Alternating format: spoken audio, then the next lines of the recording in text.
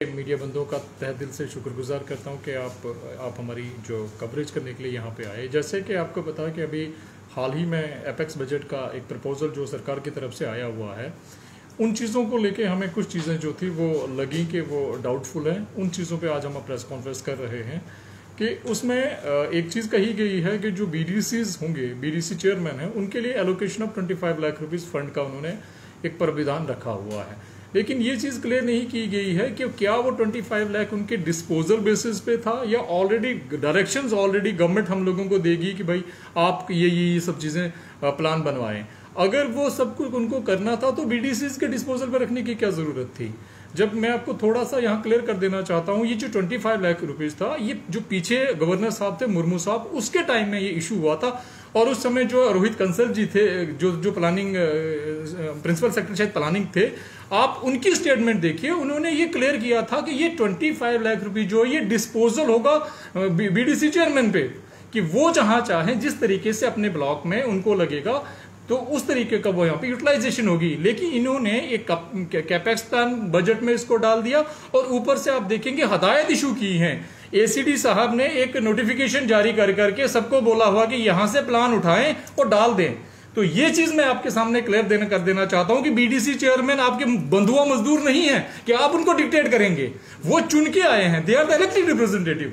ये उनको डिसाइड करना है कि वो कैसे करेंगे या क्या ना करें। हम लोगों को किसी की यहाँ पर डायरेक्शन लेने की जरूरत नहीं है और किसी की गाइडेंस की जरूरत नहीं है। तो इस मुद्दे पे हमने जो है आपसे आज वार्तालाप करने के लिए ये सब कॉन्फ्रेंस बुलाई थी और हम सारे जो BDC चेयरमैन यहाँ पर एकत्रित हुए, जिसमें हमारे मुख्तलिफ ब्लॉकों के चेयरमैन थे, हमने आपस में ये सलाह की कि ये जो अभी हमारे पास ये कैपेक्स का 25 लाख का जो BDCs के बिहाफा पे प्लान बनाना था, जिसको कहीं ना कहीं मैंने आपको बताया कि डिक्टेट किया गया था हम लोगों के बना के दे दीजिए, तो हमने ये फैसला किया है कि हम कोई प्लान नहीं बना रहे हैं।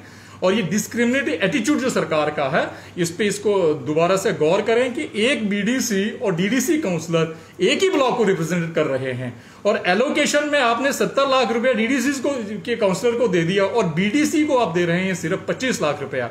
मैं आपको एक उदाहरण देता हूं, यहां पर पौनी में एक हमारे BDC चेयरमैन है पवन जी, उनके वहां से 2 DDC काउंसलर्स हैं।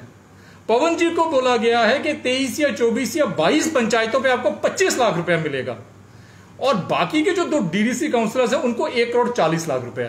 तो मुझे बताइए क्या लगता है, इज दिस जस्टिफाइड? क्या सरकार का जो नजरिया है वो क्या एक जैसा है? तो ये जो डिस्क्रिमिनेटरी एटीट्यूड सरकार ने अपनाया है, हम इससे दरख्वास्त करते हैं कि इस डिसीजन को आप वापस ले लीजिए। अगर आपको कैपेक्स बजट बनाना है, हमारे सजेशंस ये हैं कि जो 23 लाख रुपीस पर पंचायत आपने कहा है उसको जोड़ें, उसके ऊपर 25 लाख जो आप कहते हैं BDC चेयरमैन के डिस्पोजल पे उसको जोड़ें और 70 लाख रुपया जो है DDC काउंसिल को दिया गया उसको जोड़ें और साझा करके आप जॉइंटली मीटिंग बुलाएं और उसमें से आप प्लान बना दीजिए।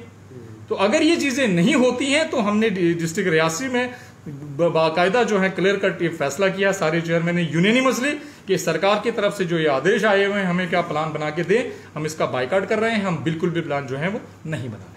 DDCs के साथ बातचीत हुई, DDC चेयरमैन के साथ, क्या आपके साथ डिस्क्रिमिनेशन अभी भी बरकरार है जो पहले चलते आ रहा है? देखिए, सबसे बड़ी बात तो यही थी कि हमें ये लगा था ना कि जब DDC काउंसिल बन जाएगी तो सारी चीज़ें वहीं पे हल होंगी और हम लोगों का भी यही था कि एक गालिब का शेर है कि यूं तो जिंदगी से तंग आके हम कहते हैं कि मर जाएं, मर के ना मिले सुकून, कोई हमसे कह दे कि हम किधर जाएं। हमारा जो सबसे सुप्रीम इंस्टीट्यूट जो था डिसीजन मेकर वो DDC है, हमारे पास जो काउंसिल बनी हुई है। लेकिन सर मैं आपको भी यहाँ क्लियर कर देना चाहता हूं, जो DDC काउंसिल का मतलब होता है दोनों BDCs और DDCs के BDCs चेयरमैन और DDC काउंसलर। यहां पर आपने देख लिया होगा कि यहां पर कुछ मीटिंग्स ऐसी होती हैं जहां पर BDC चेयरमैन तो हैं लेकिन DDC वाले वहां मौजूद नहीं होते हैं। फिर दोबारा से ये मीटिंग करते हैं जहां पर सिर्फ DDC काउंसलर होते हैं और BDC चेयरमैन नहीं होते।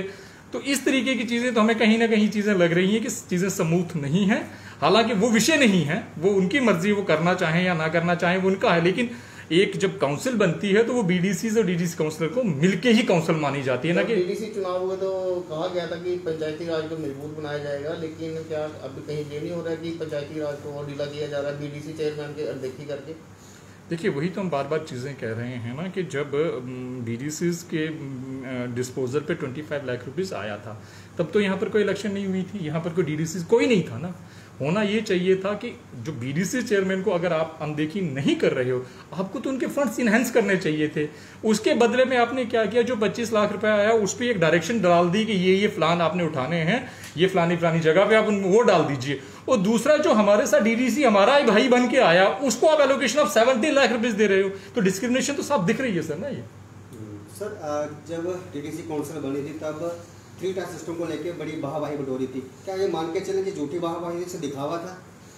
देखिए सर, मैं अब दिखावा था या झूठी थी ये तो आप बेहतर तरीके से जानते हैं, या आप बाकी जो मेरे कोलीग्स हैं उनसे भी पूछ लीजिए। बट जो उम्मीद बनी थी और जिस तरीके से इस 3 टायर सिस्टम को चलाना था, मुझे लगता है कहीं कहीं उसमें साफ डायरेक्शंस नहीं हैं।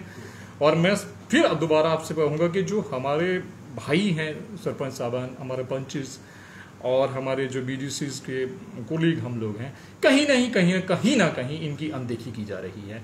और ये साफ है, यही वजह थी कि जिस समय इलेक्शन हुई थी तब भी उन्होंने अपोज किया था कि उन्हें लगा था कि फ्यूचर में इस तरह की चीजें होंगी। बीडीसीज अभी ब्लॉक दिवस होते हैं तो मेन रोल प्ले करते हैं, क्या क्या काम आपके उधर हो जाते हैं ब्लॉक दिवस के बाद? बैक टू विलेजेस भी होते थे, क्या क्या काम हो रहे हैं कि पिछली जो लाइबिलिटीज हैं वो मिल रही हैं, जो पीएमएवाई के मकान हैं वो आ रहे हैं? अभी मनरेगा की बात की है तो लोगों के तो पैसे फंसे हुए हैं, वो तो आपके पास ही आते हैं। बिल्कुल आपकी सही बात है राहुल जी, जितनी भी बातें आपने कही बिल्कुल ऐसा ही होता जा रहा है। 16 और 17 की इतनी बड़ी लाइबिलिटी हमारे यहाँ स्टेट में फंसी हुई है। जो सरपंच साहबान, मैं ये नहीं कहूँगा कि भाई वो हमारे साथ इलेक्शन में चले थे, ये कोई बात नहीं है, लेकिन वो हमारा एक हिस्सा है। जब हमारी बीडीसी की काउंसिल बनती है तो सरपंचेस हमारा पार्ट होते हैं, वो काउंसिल के मेंबर हैं। मैं आपको बताता हूँ, उनकी अभी लाइबिलिटियाँ क्लियर नहीं हुई हैं। वो हर पॉइंट पे यही बात उठाते हैं कि भाई हमारी लाइबिलिटीज़ क्लियर करवाएं। ग्राउंड लेवल पे चीज़ें हो नहीं रही हैं। ऊपर से एक महामारी ने इतना बुरा हाल करके रखा है कि आप पूछें मत, ठीक है। तो ये इन चीज़ों के बीच में मुझे लगता है सरकार को कहीं ना कहीं कोई भी डिसीजन जब लेना हो तो इन चीज़ों में सोचा जाए कि इम्पॉर्टेंट चीज़ ये है कि कहीं ये कंट्रोवर्सी ना बने और इन चीज़ों को ग्राउंड लेवल पे इम्प्लीमेंट करवाएं। इम्प्लीमेंट तभी होगा जब आप इन चीज़ों को बाज़ाता से बांटेंगे। वन साइडेड करके चलेंगे तो संभावना बहुत सारी है कंट्रोवर्सी की। अगर आपकी बात को नहीं माना जाता है, जो भी आप मांग कर रहे हैं, तो क्या दशा दिशा रहेगी? क्या विरोध करेंगे? क्या प्रदर्शन भी कर सकते हैं? एकदम सही बात है। अगर हमारी डिमांड को नहीं मांगा गया है तो अंचित जी, मैं आपको कहना चाहूँगा, अभी हमारी बात हुई है डिस्ट्रिक्ट रामबन के सारे बीडीसी चेयरमैन के साथ, डिस्ट्रिक्ट डोडा के सारे चेयरमैन के साथ, और मैं यहाँ से शाबाशी देना चाहूँगा डिस्ट्रिक्ट डोडा के सारे बीडीसी चेयरमैन ने, इरेस्पेक्टिव ऑफ पॉलिटिकल डिफरेंसेस, उन्होंने यूनिनिमसली डिसीजन लिया और बाइकआउट किया हुआ है। उसके बाद डिस्ट्रिक्ट रियासी आपके पास दूसरा उदाहरण है, वो कोई भी कैपेक्स बजट में अपना 25 लाख की एलोकेशन में हम लोग बिल्कुल भी अपना प्लान नहीं दे रहे हैं। इस तरीके से हम पूरे जम्मू रीजन और कश्मीर में सारे लोगों के साथ एक जॉइंट प्लेटफॉर्म पे आएंगे और जिस हद तक हमें जाना पड़ेगा हम जाएंगे। सर जीरो ग्राउंड पे काम नहीं हो रहा तो लोगों के बीच जाके आप किस तरह के लोगों को फिर विश्वास रहेंगे आपके काम? क्योंकि जब वोट करा था लोगों ने शायद आपका चेहरा देख के आपको वोट दिया, अब आपके ही मसले हल नहीं तो लोगों के, आम जनता के किस तरह से मसले हल होंगे? सब बहुत इंपॉर्टेंट सवाल है। उसी चीज़ को लेके अगर हम ये चीज़ हाइड एंड सीक वाली बात करते, छुप जाते, चीज़ें बाहर ना लाते, तो लोगों को कहीं कहीं असमंजस में रहना था। हम लोगों तक ये बात साफ पहुंचा देना चाहते हैं कि इस तरीके की चीज़ें जो हैं वो ग्राउंड लेवल पे हो रही हैं। अब जब ये चीज़ें हो रही हैं तो आप बताएं कि लोगों के काम कैसे हो पाएंगे। फिर भी आपको मैं एक चीज साफ साफ बता दूं, ये 25 लाख का जो ड्रामा हमारे साथ किया गया है ना, सरकार ये हमें ना देना, तो मैं आपके इस चैनल से चैलेंज करके बोलता हूं कि हम लोगों में रहेंगे और लोगों को विश्वास दिला के वहां से हम दोबारा, जब फ्यूचर में इलेक्शन होती है नहीं, इन चीजों में हम नहीं जाएंगे, लेकिन लोग हमारे साथ हैं और हम उनके शाना बशाना 24 घंटे हम उनके साथ हैं। ये 25 लाख का ड्रामा हमें नहीं चाहिए। अगर देना है तो आप एलोकेशन करके बीडीसी के डिस्पोजल पे दें, वरना ना दें। कोविड के किस तरह से हालात आप जिले में देख रहे हैं या फिर अपने इलाकों में देख रहे हैं? क्या चिंताजनक इस समय सिचुएशन बहुत। क्या बीडीसी की तरफ से भी कुछ कार्य किए जा रहे हैं? क्योंकि लोगों को अभी मदद की भी जरूरत है, कोरोना कर्फ्यू भी चल रहा है। सर आपका बहुत इंपॉर्टेंट सवाल है, बहुत अच्छा सवाल है। इस समय कोरोना काल में जिन लोगों का जीना बहुत हराम हो गया। मैं आपको क्लियर बात बताऊं, lockdown is not the alternate. आप लॉकडाउन से ठीक है केसेस कम कर सकते हो, लेकिन वो लोग जिनकी सारी आर्थिक जो स्थिति है बद से बदतर हो गई है, उनके बारे में भी हमें सोचना होगा। ठीक है। और कहीं ना कहीं यहां पर मैं एडमिनिस्ट्रेशन को बोलना चाहूंगा कि शायद उनको भी ये चीज सोचनी चाहिए थी कि लॉकडाउन लगाने से पहले, क्योंकि ये लॉकडाउन का सारी प्रक्रिया जो है उन्होंने डिस्ट्रिक्ट लेवल पे डीसी साहबान पे छोड़ दी है कि वो जैसा फैसला लेना चाहेंगे वो ले सकते हैं। तो मैं डीसी साहब से ये रिक्वेस्ट करना चाहूंगा कि डीसी साहब आप नए आए हैं, तो मेरी ये दरख्वास्त आपसे है कि एक बार आप पीआरआई मेंबर्स को आप कॉन्फिडेंस में ले लें, उनको पूछ लें कि किस तरीके से वहां पर चीजों को ग्राउंड लेवल पे हम इंप्लीमेंट करवाएं। हमारे में प्लंथर ब्लॉक की एक बात करूंगा, बहुत सारे लोगों में रिजेंटमेंट है, जहां पर कोरोना है, बहुत सारी चीजें वहां की, अगर घनी आबादी है, दुकानें खुली हैं तो ठीक है, वहां कोरोना है और एकदम से स्प्रेड होने की एक संभावना है। लेकिन वहां पर ऐसे एरियाज भी हैं जहां दूर दराज में कोई लोग नहीं है, तो वहां पर भी पुलिस आके जबरदस्ती से शटर बंद करवाती है, लोगों को तंग करती है। तो ऐसी चीजें नहीं होनी चाहिए। इसके लिए PRI can play an important role. वहां पर जो इम्बैलेंस क्रिएट होगा एडमिनिस्ट्रेशन और लोगों के बीच में, उसके लिए तो पीआरआई मेंबर्स आए थे। लेकिन यहां पर बदकिस्मती है, किसी भी पीआरआई मेंबर, किसी बीडीसी और किसी सरपंच को तो पूछा तक नहीं गया है, और बीडीसी और सरपंच चिल्ला रहे हैं कि उनके पासेस तक नहीं बन रहे हैं। कोई भी फैसला जब लिया जाता है, बड़ा फैसला, यहाँ पे ई पास का जो रिसेंटली फैसला लिया गया है, आप लोगों को कॉन्फिडेंस में या फिर आप लोगों से बातचीत नहीं की जाती? बिल्कुल भी नहीं, बिल्कुल भी नहीं। जब से ये नए डीसी साहब आए हैं, बिल्कुल भी हमें कोई कॉन्फिडेंस में नहीं लिया गया है। और एक मैं और चीज बताऊंगा, हालांकि ये सब चीजें बाहर कहने की हमें जरूरत नहीं पड़नी चाहिए थी। जब डीडीसी काउंसिल की मीटिंग होती है तो उसमें एक फोन कॉल आता है हमारे बीडीसी चेयरमैन को, और उनको बोला जाता है कि आप वहां अटेंड कर दें। मैं आपको बताऊंगा, पीछे मुझे एक कॉल आया, तो मैंने जब फोन उठाया तो मुझे कहते हैं जनाब आप बीडीसी पैंथल बोल रहे हैं? मैंने कहा हाँ जी। आप काउंसिल की मीटिंग है तो आप वहां पे आ जाएं। मैंने कहा अगर ऐसा है तो आप एक रिटिन में अगर आप हमें एक एड्रेस करके कर दें तो हम लोग इलेक्टेड आए हैं, थोड़ी सी इज्जत जो है वो बहाल रहती है। उन्होंने कहा जी वो हमारा काम नहीं है। मैंने कहा जनाब आप अपना नाम बताएंगे? मैं सार्वजनिक नहीं करना चाहता हूं उस व्यक्ति का नाम, उसने मुझे अपना नाम बताया, बाकी कहते हैं आप उधर बात कर लेना। दूसरी मैं आपको बताऊंगा, जो हमारे डीडीसी के हमारे भाई हैं, उनके लिए वो एक आजाद बाजाबत से चिट्ठी लिखते हैं और उनको एड्रेस करते हैं। इसका मतलब खुद ही हम लोग कहीं ना आपस में इस चीज को लेके चल रहे हैं, तो वो एक गलत मैसेज आएगा। और एडमिनिस्ट्रेशन को भी थोड़ा सोच समझ के ये डिसीजंस फ्यूचर में लेने चाहिए, और स्पेशली पीआरआई मेंबर को कॉन्फिडेंस में लेके हम लोग एडमिनिस्ट्रेशन की मदद करने आए हैं। जो वैल्यू आप चाहते हैं वो वैल्यू आपको नहीं मिल पा रही? बिल्कुल भी नहीं मिल पा रही ना, मैं कह रहा हूँ बिल्कुल भी नहीं मिल रही। एडमिनिस्ट्रेशन में से ये मेरे साथ 8 बीडीसी चेयरमैन है, अगर पूछे कभी किसी ने इनको फोन करके बोला होगा जनाब बताए आपके वहाँ क्या हालात हैं, कुछ इंप्रूवमेंट करने की जरूरत है, आइए हम आपको हमारे साथ बैठिए या हम आपके पास आ जाते हैं, बताएं क्या है, तो हम लोग बैठ के बात कर सकते हैं ताकि चीज़ों को सिचुएशन को इम्प्रूव किया जाए। किसी को नहीं पूछा जा रहा है। जिस पार्टी से आप आते हैं, अभी ये सवाल खड़ा होगा क्योंकि उसी पार्टी का दावा ये रहता है कि स्ट्रॉन्ग किया जा रहा है पंचायती राज को, लेकिन आप विरोध कहीं ना कहीं करते दिखते हैं और लगातार आप ऐसी बातें करते दिखते हैं। तो वो जो मजबूत करने की बात होती है, अभी तक मजबूत नहीं किया गया पंचायती राज। बिल्कुल भी नहीं किया गया। अगर ऐसे खोखले दावे करने हो तो हम भी कहेंगे, लेकिन सिचुएशन ऐसा नहीं होता है। हम लोग 12 के 12 चेयरमैन यहाँ हैं, जिसमें से हमारे 9 चेयरमैन यहाँ पे आए हुए हैं, 3 आ नहीं पाए हैं। आप उनसे एक एक करके चीज़ पूछ लीजिए। लेकिन फ्यूचर में एक चीज़ मैं और बता दूं, एडमिनिस्ट्रेशन को आपकी माध्यम से एक मैसेज दे देना चाहता हूं कि फ्यूचर में आप कोई भी किस्म की मीटिंग करते हैं, अगर बीडीसी चेयरमैन को आप बुलाते हो तो आप उनके नाम एक लेटर एड्रेस करेंगे तो वो आएंगे। वो आपके बंधुआ मजदूर नहीं है कि आप उनको यहाँ बुलाएंगे और एकदम से वो आ जाएंगे। इसके लिए हम लोग पक्षपात नहीं करते, लेकिन हमारी जितनी भी कहे ना कि we should appreciate the efforts being taken by the DC Indu Kanwal ji बर्लियर। वो मैडम जब तक यहाँ पर रही कभी इस तरीके की सिचुएशंस नहीं हुई। ठीक है, हमने तब भी गवर्नमेंट की बारे में कुछ पॉलिसीज को क्रिटिसाइज किया था, लेकिन उन्होंने चीजों को मैनेज किया था।